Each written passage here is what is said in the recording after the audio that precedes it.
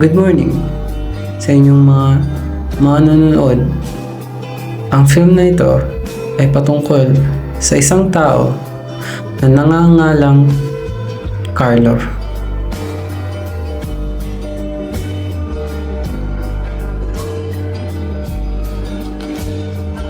Si Carlo ay isang simpleng mag-aaral sa isang unibersidad na may malaking pangarap para sa kanyang pamilya at sarili.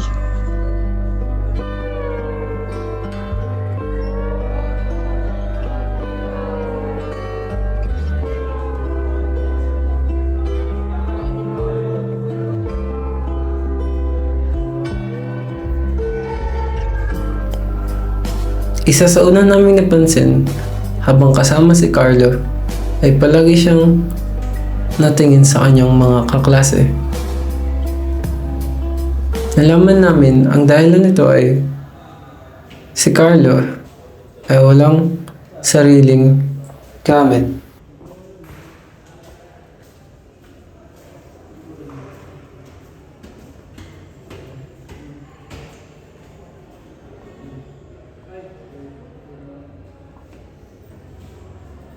Malaki ang agwat niya sa kanyang mga kaklase. Wala siyang anumang cellphone na gamit sa kanyang pag-aaral, kaya't siya'y nakikihiram na lamang paminsan-minsan.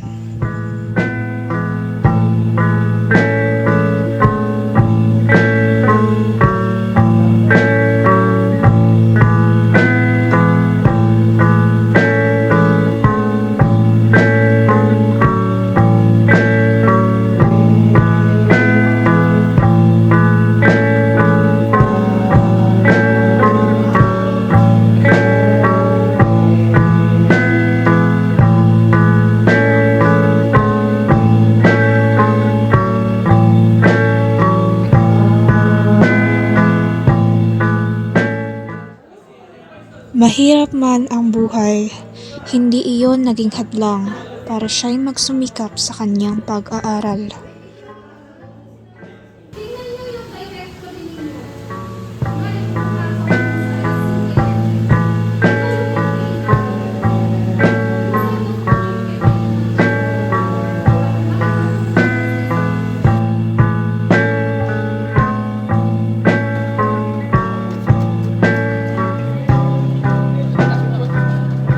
Nagtanong-tanong kami sa mga kaklase ni Carlo kung paano si Carlo bilang kaklase at kaibigan nila. Excuse me po. Pwede po magtanong? Tungkol lang po sa documentary. Tingin niyo po ba importante yung technology sa atin mga estudyante?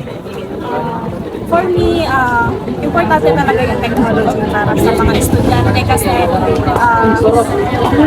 nowadays, mga ginagamit na talaga ng mga programs kapag magbibigay sila ng activities sa cellphone na talaga, through cellphone, sa online. Kaya para sa akin, importante. Thank you po.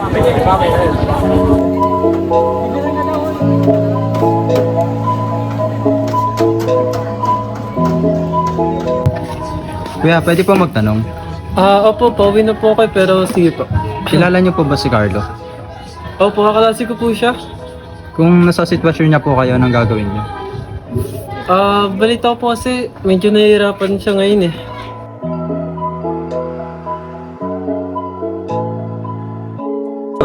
Klase niyo po ba si Carlo? Ay, oo, bakit? May tatanong lang po kami bali sa documentary. Una po, ano po tingin niyo po sa klase ni si Carlo? Kasi Carlo ay isa sa mabuting mag-aaral na walang tapos siya sa mga budget, sa mga gadget. Kaya hirap siyang gumawa ng aming mga kurso.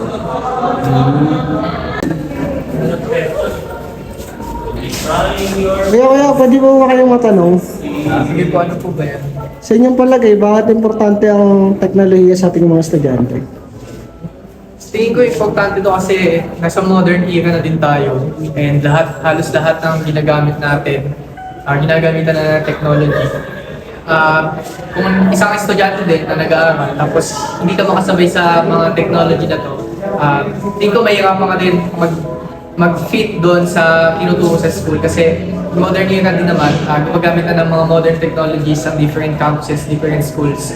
So, tingin ko mahalaga siya para mas makasunod tayo sa mga pinag-aaral. Sige, salamat po. Kaklase niyo po ba si Carlo? Si Carlo? Oo, bakit? Kami tatanungin po kami sa documentary namin. Ano po tingin niyo kay Carlo na asa kaklase? Napakasipag na bata ni Carlo. Dami yung nagagawa ng mga bagay na sobrang lupit. Tapos, ano po tingin niyo sa poverty? Yan yung isang problema na hindi masolusyonan sa ating bansa.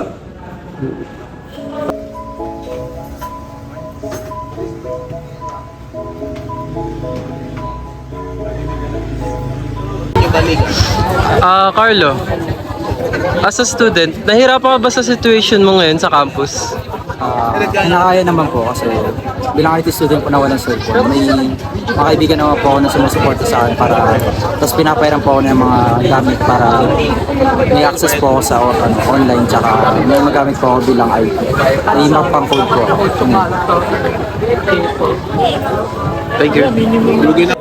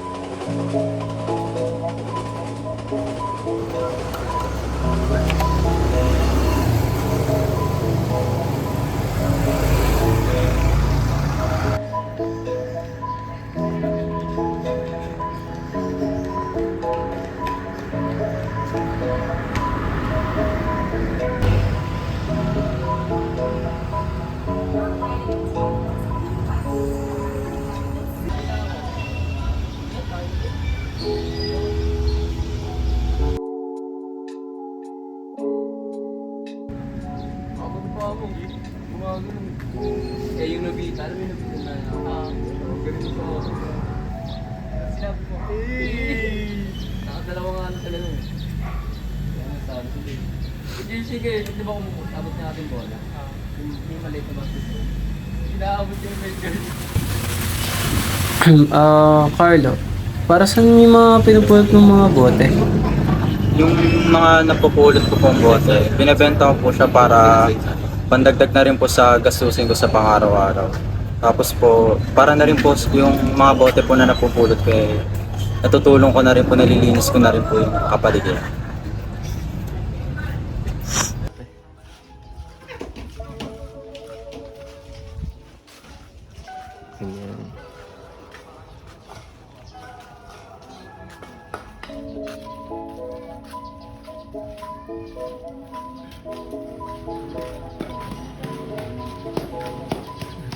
Sinamahan namin si Carlo pa uwi sa kanila at kinausap ang binibentahan niya ng bote.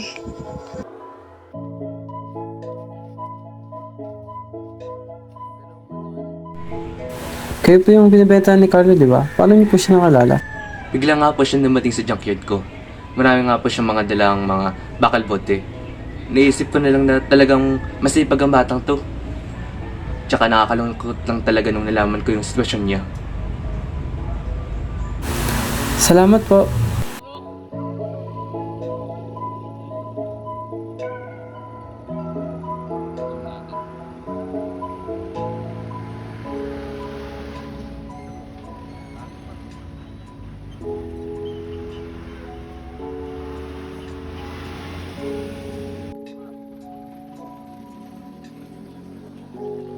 Dito makikita natin ang tahanan ni Carlo, kasama ang kaniyang tatay na nagpalaki sa kanya.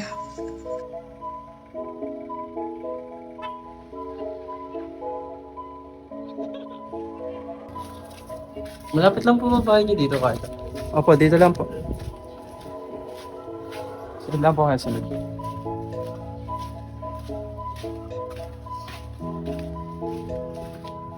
Kung nga po pala yung bahay namin, simple lang po. So, okay naman. Carlo, kumusta naman po buhay niyo dyan sa inyo? Okay lang naman po. Kahit dalawa lang po kami ni Papa, tapos maagang nawala po si Mama. Kinakaya naman po namin. Lalo na po kahit yung trabaho po ni Papa ay nagpaninda lang po, naglalako po ng paninda. Tapos minsan po mahina yung kita. Masaya naman po kami, kinakaya rin naman po.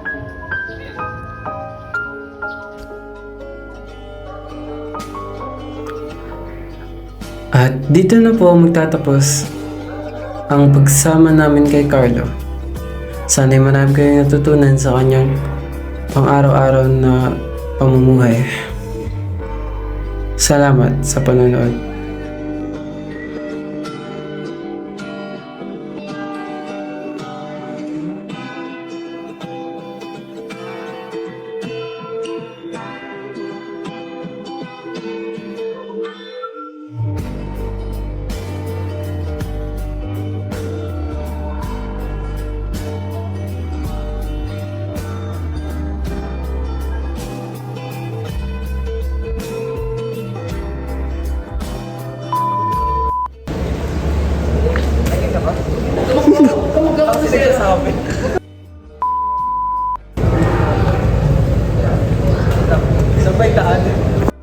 Sa bote. Wala na. Nasaan? What the fuck? Wala nang bote. Wait lang, Diyos. Uy, hindi Alam mo ba si Carlo? Ay, solid pa.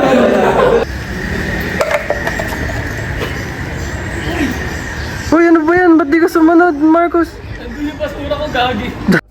Siyempre po mahirap, pero Kayo maingay. Ayos mo ka. ano ba yung tanong ulit yun? Ako na magtatanong. Kailan ko isipin mo na yung sagot eh? Ano ba ang... Di na! Ano ba? Huwag ka tumawa! Ano ba yan? Lagi ng lipstick ng kote, maputla eh. Hindi mo tama.